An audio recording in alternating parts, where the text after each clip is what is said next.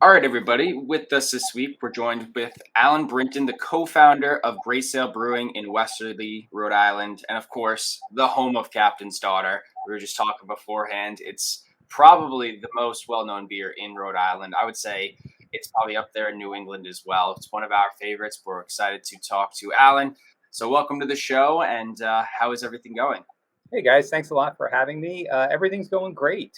We survived another summer down here in our summertime resort town, and it was great. Now we're in the fall, looking forward to Oktoberfests and hopefully a change in more fall-like weather.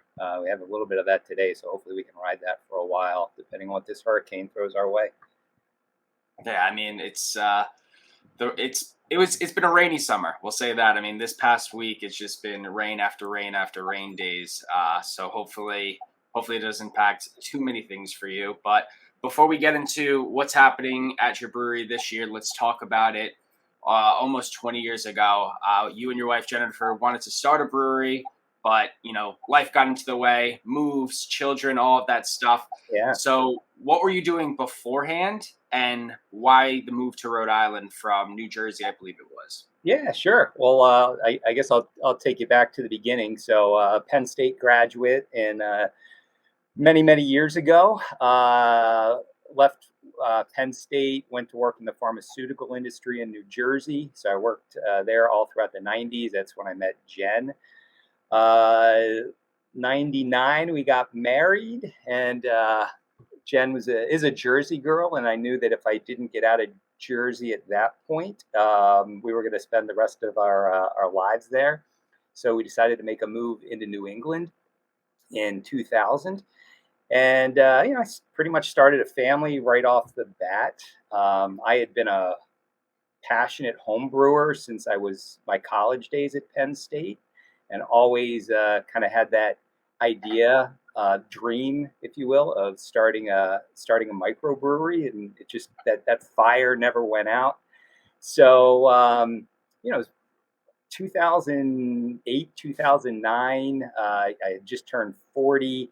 Again, the fire was still there. On our 10th wedding anniversary, I took Jen up to Portland, Maine, just so she could see what like a real craft beer culture was like. Because Portland's been doing it for a long time, and she loved it. At that point, she kind of greenlit the project and said, "Well, we can start this, but you can't quit your day job until we get the brewery off the ground, until it can sustain the family." So, 2011, we brewed our first batch of beer. It was a flagship ale that we brewed on 11/11/11. So that's what we call our anniversary date, and have an anniversary party every year. It also coincides with Veterans Day, so we always give thanks to the veterans as well. And basically continued to work in the pharmaceutical industry until 2017. So it took from 2011 through the end of 2017 to really get this business up and running, and for it to be able to support itself and support all of our employees, with myself being one of those employees as well. So since 2018, I've been full-time down here at Gray Sale, and just have loved every minute of it. The old adage is really true. If you do something you love, you don't work a day in your life. So never worked harder, but I don't really think of it as work. So it's a fair point. So I think everybody knows Westerly now, right? I don't think they knew it before Taylor Swift came into the picture, right? Because that's our summer home spot. It's everybody knows where Watch Hill is, right? Yeah. Everybody associates this small town in southern Rhode Island with one of the nation's most popular music makers. So Yeah. before that all went down, and I guess as it was sort of gaining some traction, you guys decide to put your brewery in what was formerly the Westerly macaroni factory, and you turn into a brew house, you turn it into a tap room. So why that space, and how did you end up stumbling across it? Yeah, that's a story in itself. Again, in 2010 is when 2009, 2010 is when we really rolled up our sleeves with the business plan. And at that time, that's when this whole second wave of craft breweries started, we're deep into planning. And I knew from a, kind of from a financial perspective that for me to get into this business, I really needed to do it with, you know, buying used equipment. And it was very hard to come by, in 2009, 2010. So it was just really a fortunate coincidence that in 2010, my fourth child was born. And I was home, I planned to take a couple days off of work when she was born. And it just so happened that she was born on September 22nd of 2010. And on September 23rd, I got an email from one of the equipment brokers that I was working with saying a system had just become available in Japan. And, if I was interested, and could basically get them money wired on the spot, that, I could kind of lock down that equipment. So that's what we did. And again, it was fortunately because I was already home, with the newborn, that, we were able to, had the time available to get that done. So at that point, I didn't even have a location. I just knew that it was something that I wanted to do. We initially were targeting Connecticut. Westerly, you probably know, is right on the border of Connecticut. So we were looking in Stonington. Back in 2010, Connecticut's laws for microbreweries were much more favorable than what Rhode Island's laws were. That has since changed as of today, but back then they were much more favorable. So we found a very cool location where we wanted to have the brewery. We got zoning approval in Stonington, and then it was just a matter of working out a lease deal with the landlord of the building. And it took a couple of months, and it just we just couldn't hammer out a deal that made sense for both parties. So at the time, we unfortunately, what ended up being fortunately, we backed out of that deal. The equipment was en route.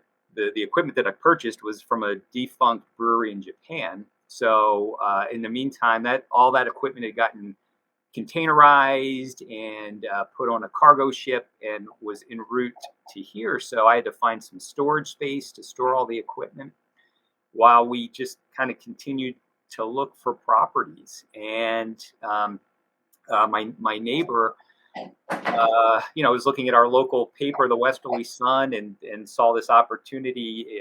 Read this description of this building down Canal Street, and we went and took a look at it. And it was a Napa auto parts store.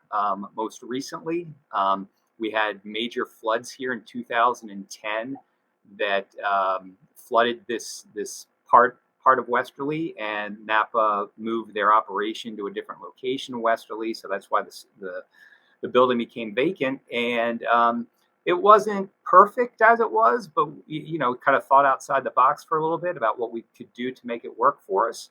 And so we did. And in April of 2011, we closed on the property. The next day, we went to work renovating it. And we've been here ever since, and we've continued to grow the operation around that main building, again, which, as you touched on right off the bat, was the Westerly Macaroni Manufacturing Company. And again, as it turned out, I wouldn't do anything any differently, because Westerly has just been an absolutely amazing place to have our business, and feel very fortunate that we're here. And the theme of the brewery, I mean, for the most part, you have this nautical theme. Is that something that was personal to you, or something that was always something that interested you, or is that just because of the location? So it's kind of so I get people ask me that all the time, and I'm like, well, I actually get seasick, so I don't spend a lot of time out on the water. So coming up with a name for the brewery was actually kind of one of the main hurdles all along, just kind of coming up with a name that kind of resonated with me on multiple levels. And so we kind of almost backed into it, because my oldest daughter, her name is Grace. And when she was from the time she was a toddler, she had an affinity to kind of find dad's beer bottles and, if I wasn't looking, start tipping them back. And so when I was, again, just kicking names around in my head, Grace Ale was kind of the one that popped into my head. And I was like, oh, it's a cute story. And I thought, well, you know what? I don't know that everybody's going to think that that's as cute of a story as I do, with my 3-year-old, drinking my beer when I'm not looking, just be accused of not being a good parent, maybe.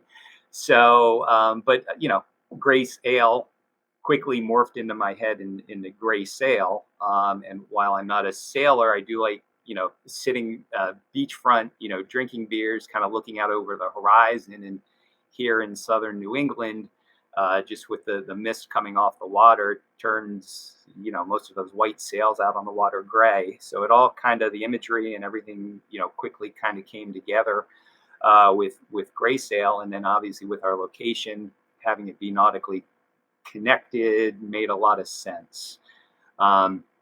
And we were connected with a pretty awesome, art team, creative artists, graphic designers that had a lot of sailing experience and things, and they were really able to help create, the imagery that's really what our brand's known for. So then comes Captain's Daughter, right? As Will mentioned, this is probably the flagship beer. This is probably to the outsiders, the beer that if you know Captain's Daughter, if you know Gray Sail, you certainly know Captain's Daughter. So how did that come to fruition? And did you ever really expect Captain's Daughter to take off in the manner that it did? Well, I'll answer that first. No. So back in the early days, so again, I mentioned when we started, it took me 7 years to be able to get this business off the ground and kind of get it to the point where it was just completely sustainable. Our first beer was Flagship Ale. I thought when I started, I was like, that's 2011. I'm like, the IPA market, it's already saturated. I'm gonna produce this really light ale, this cream ale. And it did okay, and it still does okay, but it didn't blow the doors off. And then we're like, well, all right, again, still thinking in my head that the IPA world was saturated. I'm like, you know what, I'm going to make a hoppy pale ale, and that's where Flying Jenny came into play. And that one helped the bottom line quite a bit, but still didn't blow the doors off the place by any means. And then we created our seasonals, and that's pretty much how we ran the business for the first couple of years, with Flying Jenny Flagship as our mainstays, and then always having a seasonal in rotation. And 2 years into it, just looking at the numbers, they're not really trending the way that I had the business plan, drafted. Just kind of talking with our brewer at the time, what we needed to do, and kind of put our heads together. And it's like, well, we really need to get an IPA out there. And we're like, well, why don't we just do a double IPA? So that's what we decided on. He had made a couple of test batches, playing around with some different hops, and we kind of like that profile of Mosaic hops. And so then we test brewed a couple of batches, which ultimately became Captain's Daughter. Liked it, thought it was good enough, so we went ahead and scaled it up. And it was October of 2014 that we made the first 15-barrel batch at the time of Captain's Daughter. We launched it. There's a beer festival every October. It's actually early September or late September this year, Beervana, which is up in the Cranston area. And we happened to, just timing worked out that we launched it at that particular festival. And, the buzz kind of got out there very early. People just started throwing around, this heady topper of Rhode Island, and the heady topper's kind of for years been kind of the flagship double IPA of New England. And to be even mentioned in the same breath as heady topper was, tremendous compliment. And at that point, it just, I don't know, it took off, took off. we were using, it's primarily Mosaic and Citra hops that are in it. And in 2014, those hops were not readily available. I actually, to brew this beer, I was online every day because I couldn't get it from my regular hop suppliers. They didn't have any. So I literally bought out every homebrew store throughout the country, buying out their 1 pound bags of Mosaic hops so I could continue to brew, Captain's Daughter at this 15 barrel scale. And, it's the kind of thing where we'd make it, we would send it, put it right on the truck, and it was gone. It was gone before we were even able to brew the next batch. And it was it was interesting. It actually created it created some hardships for us as well, because we had retailers that were getting upset with us because they couldn't keep it in stock. And again, we just tried to assure everybody we were doing the best that we could to get it out there as quickly as we could. And that continued for years, and it really kind of created this whole concept that you just, if you see Captain's Daughter on the shelf, you better grab it, because you can't get it. It was just sought after for years. And then from that point, from 2015, 2016, 2017 into 2018, we were just in constant brewery expansion mode. It was constant. Scaling up, bringing in bigger tanks, bringing in bigger brewing equipment, finally just building an expansion onto the brewery that increased our square footage about 3 times. Bringing in a silo to be able to, handle the amount of grain that we needed. And it was just this continuous exercise of trying to make more and more Captain's Daughter. And it's going to turn 10 years old. It'll be 9 years old this year, so 10 years old next year. And it's still, the volume of it still grows year after year, which, again, in the craft beer world, it's it's an old beer. And for it to still have legs and still be able to gain share is just, again, I just kind of still pinch myself from time to time that, that it's continued to do this well. And I'll just, knock on wood and hope that we continue to see the success out of it. And, as I tell people, I'm like, we're just going to keep riding this wave as long as we can. So but we've been very fortunate. No, I never expected it to get to the point that it has. But again, just consider ourselves to be very, very fortunate and very, very thankful and very appreciative of our customers out there that enjoy it. That's an awesome story. And for Captain's Daughter, how much do you produce in a year of Captain's Daughter? Like, we're trying to figure out, we were talking about it beforehand. We see it everywhere. Obviously, you have distribution across New England. It's in your tap room as well. But what do you, like, how many people get to see Captain's Daughter every year? So I guess my question. Yeah, well, hopefully everybody that wants to see it gets to see it. That that it's in our distribution network. So last year we, as a brewery, we brewed 11,000 barrels of beer, and of that 11,000 barrels, I think about 6,500 of that was Captain's Daughter. So then the other 4 and change is everything else, and we've got a pretty sizable portfolio. But I think that you should have to put it into perspective as to how much of what we make is actually Captain's Daughter. It's we brew 2 to 3 batches a week of it, pretty much year round, and that's whereas a lot of our beers, there's a seasonality aspect to it. Captain's Daughter stays pretty consistent, throughout the year, which has been really nice, because that was one of the big challenges early on with the brewery, was just managing the seasonality of it. And Captain's Daughter has helped to really alleviate that issue, just because the year round our year-round production. So, Captain's Daughter is the crown jewel, right? But there's so many other beers in the Gray Sail portfolio as well. I mean, I remember having some of the others like Flying Jenny and quite a few others at that point. I think we lost him. Yeah. Frozen. I lost now there everyone. he is. He's back. Great. I'm back. All right, I'm going to start the question over. Sorry about that. My StreamYard's acting up.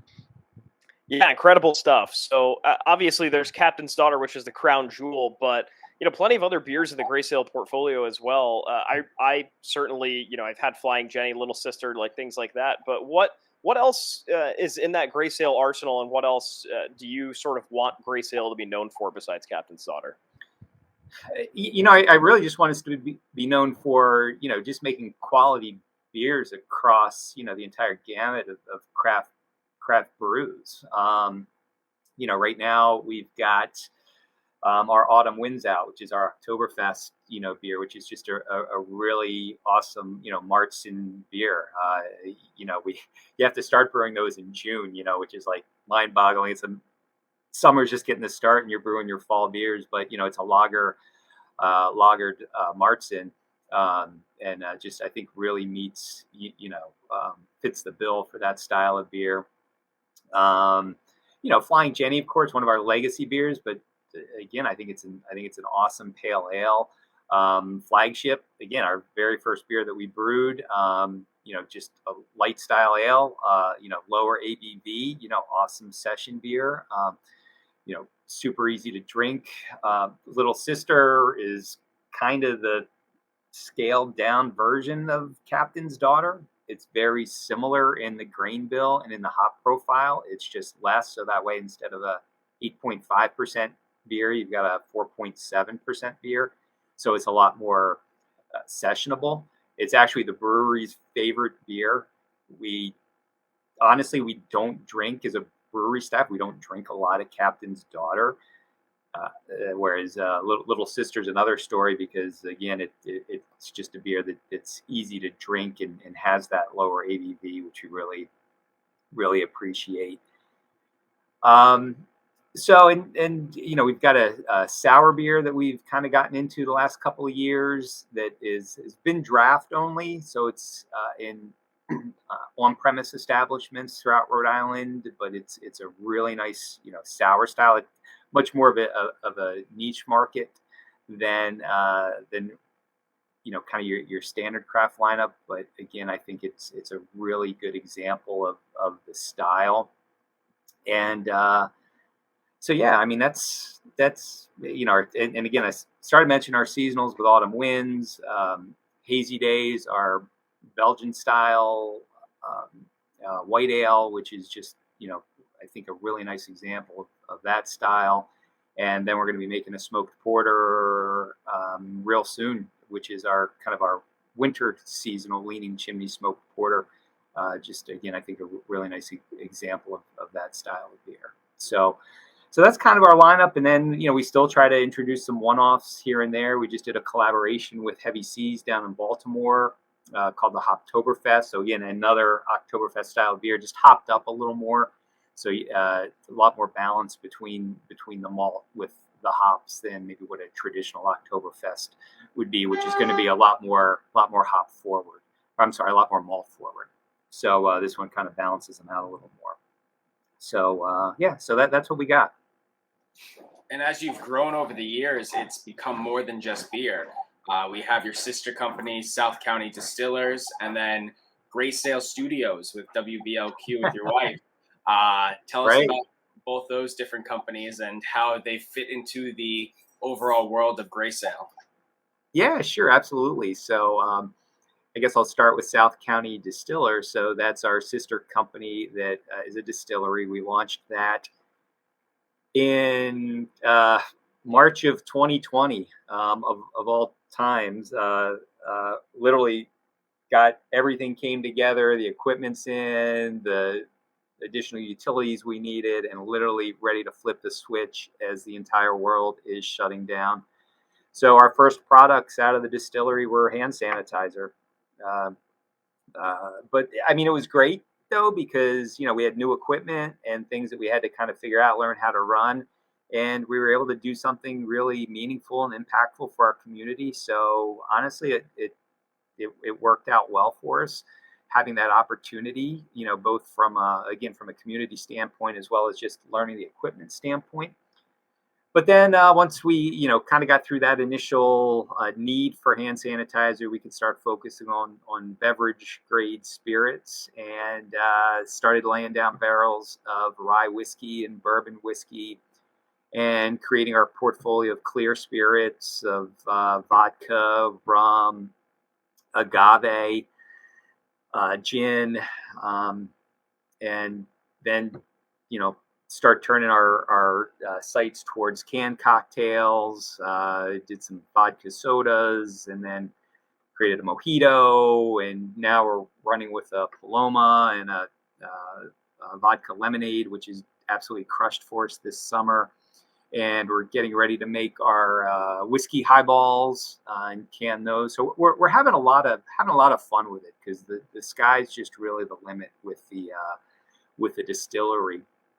And so again, what we really want to be known for long term is our whiskeys, and so our bourbons and our ryes. And we quickly ran out of room to store those, because the problem with those is that they need years to age in the oak, charred oak barrels. So we needed to find some additional property, ideally locally, where we could store the barrels. So we were fortunate where another business, basically a block and a half from the brewery, was selling theirs. They folded their business, unfortunately, and then needed to sell the building, and just created an opportunity for us to be able to, go in and get essentially a warehousing facility close by.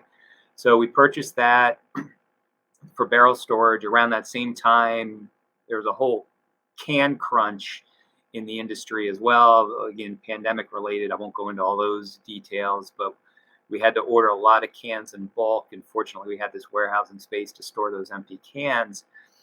And it had this office front where, we were friends with the proprietor of WBLQ, Chris DiPaolo, and my wife and him. He just kind of worked out this deal for WBLQ to move their studios into the front of our warehouse, and kind of agreed that we call it the Gray Sail Studios, and they broadcast out of there on a daily basis now. Always they get into their tagline, WBLQ at Gray Sail Studios. So it's a pretty cool partnership with them. And again, just one of those things that's real fortunate for us. We've got a great relationship in the town with other businesses and things, and it's just it's a real cool symbiotic relationship that we have with WBLQ, and just fortunate that we've been able to kind of partner with them in that respect. Yeah, it's super cool stuff. I think the other big thing that stood out to us was the passion for giving back, and that philanthropic aspect too. So you guys do a lot with veterans groups. You do a lot with there's blood drives and things like that. So what's how big of a role do you want philanthropy to play in Gray Sail moving forward? And what are some of the other things that you're doing around Rhode Island, around the nation, things like that? Yeah, I mean that's part of our mission, and that was it from the beginning. I mean, part of the reason we wanted to start a business in our community was to be part of that community and be able to give back to the community, as much as we could. I always really looked at business as it has to be a two-way street. The community supporting us, by purchasing and enjoying our products. We need to give back to the community as well. Currently, I've got to put a plug in for Rising Hope, which is an annual project that we do.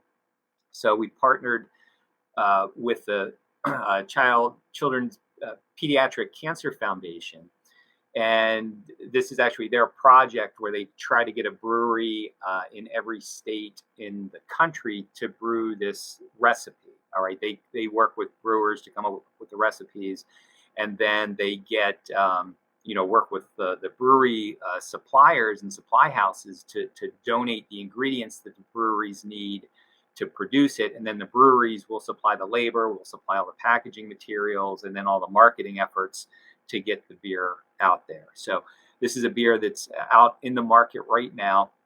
Again, it's called Rising Hope, and it's a pale ale with some orange blossom puree in it as well. So it's got a real nice citrus component to it. And so we'll sell that beer through draft, through package as well. It's available in 4-pack 16-ounce cans. And then since everything's donated, all the proceeds that we get from that, we basically just tally that up when we're done, and we write a check to the Pediatric Cancer Foundation at the end of the project. So always have enjoyed doing that. We'll partner with really any local community that wants to do fundraisers, kind of called our Cheers for Charity program that will run out of the tap room. So we'll have groups that will approach us, and basically we'll let them have the tap room. They'll sell tickets and whatever.